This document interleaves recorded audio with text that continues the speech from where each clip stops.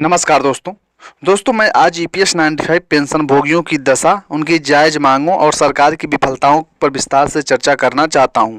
यह विषय सिर्फ पेंशन भोगियों का नहीं बल्कि देश की सामाजिक सुरक्षा और न्याय, सरकार की जवाबदेही का भी है। ईपीएस 95 पेंशन स्कीम का उद्देश्य था कि रिटायरमेंट के बाद कर्मचारियों को एक अस्थायी और सम्मानजनक आय मिले, जिससे वे अपने जीवन के अंतिम पड़ाव में आर्थिक रूप से सुरक्षित रहें। इस योजना के तहत न्यूनतम पेंशन वर्ष 2014 में 1000 रुपये तय की गई थी, जो कि आज भी अधिकांश पेंशन भोगियों को मिल रही है। लेकिन दोस्तों, इसमें एक चीज़ और ऐड हुआ था कि बहुत सारे 36 कुछ ऐसे लाख हमारे पेंशन भोगी भाई हैं जिनको 1000 रुपये से कम की भी पेंशन मिल रही है। महंगाई और जीवन यापन की लागत में कई गुना वृद्धि आ चुकी है उसके बाद से, अगर आप देखें तो मौजूदा पेंशन राशि जिस की तस बनी हुई है, आज 1100 से 1200 रुपये की पेंशन से दवा, इलाज, किराया और रोजमर्रा की जरूरतों को पूरा करना असंभव है। पेंशन भोगी और सरकार के वादे का क्या हुआ?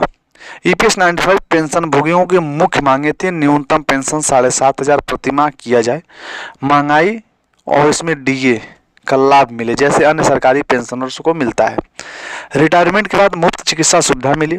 ईपीएस 95 राष्ट्रीय संघ समिति और यूनियनों ने वर्षों से आंदोलन और धरना प्रदर्शन और ज्ञापन दिया, संसद तक अपनी आवाज पहुंचाई। सरकार ने बार बार आश्वासन दिए, समितियां बनाई, लेकिन आज तक कोई ठोस निर्णय नहीं हुआ।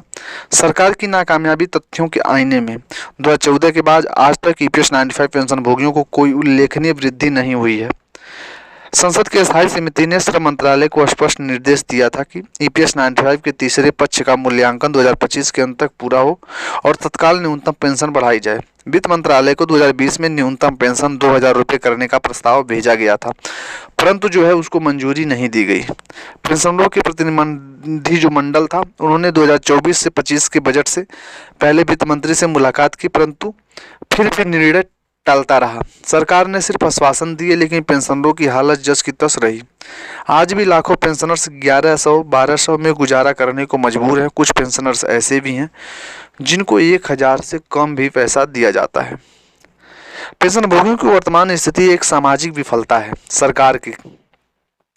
इतनी कम पेंशन में वृद्धाजन दवाई, इलाज, किराया, राशन तक नहीं जुटा पा रहे। कई पेंशनर्स को अपने बच्चे या समाज पर निर्भर रहना पड़ता है, जिससे आत्मसम्मान को ठेस पहुंचती है। जिस वर्ग ने देश के निर्माण में दशकों तक योगदान दिया, आज वही वर्ग उपेक्षित है। न केवल आर्थिक बल्कि सामाजिक अन्याय भी सह रहा है। आंदोलन और संघर्ष। दोस्तों, ईपीएस 95 राष्ट्रीय संघ समिति, भारतीय मजदूर संघ और अन्य संगठनों ने देश भर में धरना प्रदर्शन और ज्ञापन दिए, आंदोलन किए।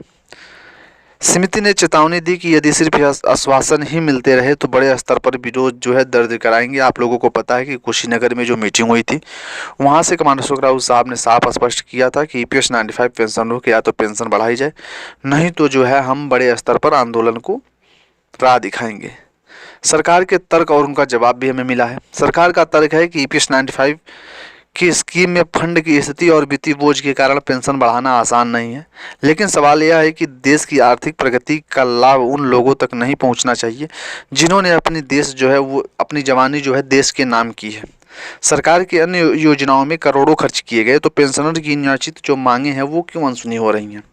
सवाल तो ये बनता है ना, और सवाल हमें पूछना भी पड़ेगा। हम सभी लोगों को साथ मिलकर सवाल पूछना पड़ेगा। हमारे ईपीएस 95 पेंशनरों ने सरकार को सुझाव भी दिए हैं। ईपीएस 95 पेंशन को कम से कम 7500 रुपये कर दिया जाए और इसके साथ डीए का लाभ दिया जाए। ईपीएस की स्कीम में फंड का पारदर्शी अपडेट हो, जरूरत पड़ने पर बजट से सहायता मिले, पेंशनर के लिए मुफ्त चिकित्सा सुविधा और सामाजिक सुरक्षा सुनिश्चित हो सके। सरकार को पेंशनरों को भीड़ नहीं बल्कि सम्मानित नागरिक सम्मानना चाहिए। अभी तक सरकार को ऐसा लगता है कि ईपीएस 95 पेंशनर वो एक भीड़ है। यहीं पे हम बात करें तो ईपीएस 95 पेंशन भोगियों की दशा देश के सामाजिक सुरक्षा प्रणाली की सफलता का प्रतीक है। सरकार को सिर्फ आश्वासन नहीं बल्कि ठोस कदम उठाने होंगे। पेंशनर्स की आवाज को अनसुना करना उनके साथ अन्याय है। आज की जरूरत सरकार समय रहते निर्णय ले ताकि हमारे बुजुर्गों को सम्मानजनक जीवन मिल सके, जिससे देश में बुजुर्गों का सम्मान नहीं, वह सामाजिक न्याय और विकास की कल्पना अधूरी है। तो इसीलिए ईपीएस 95 पेंशनर ने इस बात को स्पष्ट कर दिया है कि अगर हमें उसके साथ नहीं जोड़ा जाएगा या हमें वंचित रखा जाएगा तो हम बाहरी आंदोलन के प्रति जागरूक होंगे और आंदोलन करेंगे। ईपीएस 95 पेंशनरों ने बहुत खामोशी से बहुत समय इस जो है देश को दिया है, पूरी जवानी अपनी जो है इस देश के नाम की है। और आज उन्हें जब वो बूढ़े हो गए हैं तो उन्हें क्या कुछ दिया जा रहा है, कितना फंड आप लोग उनको प्रोवाइड करा पा रहे हैं, हमारी सरकार क्या कुछ उनके लिए कर रही है। तो इस चीज़ से उनका भी दिल दुखता है। तो और ये दिल दुखना जो है लाजमी भी है। तो यहाँ पे आप कर्तव्य बनता है सरकार का कि अभी भी सरकार की नाकामयाबी और बार बार वादे को पूरा ना होने के बावजूद पेंशन भोगियों को अभी भी उम्मीद है। इसका कारण यह है कि कर्मचारी संगठन लगातार अपनी मांगों के दबाव बना रहे हैं, प्रदर्शन कर रहे हैं और सरकार के पास प्रस्ताव भेज रहे हैं। हाल ही में 8वें वेतन आयोग कम्यूटेड पेंशन की अवधि घटाने और पेंशन बढ़ाने जैसी मांगें सरकार तक पहुंची हैं, जिससे पेंशन भोगियों को लगता है कि शायद उनकी समस्याओं का समाधान निकलेगा। हालांकि सरकार की ओर से कोई ठोस निर्णय में देरी है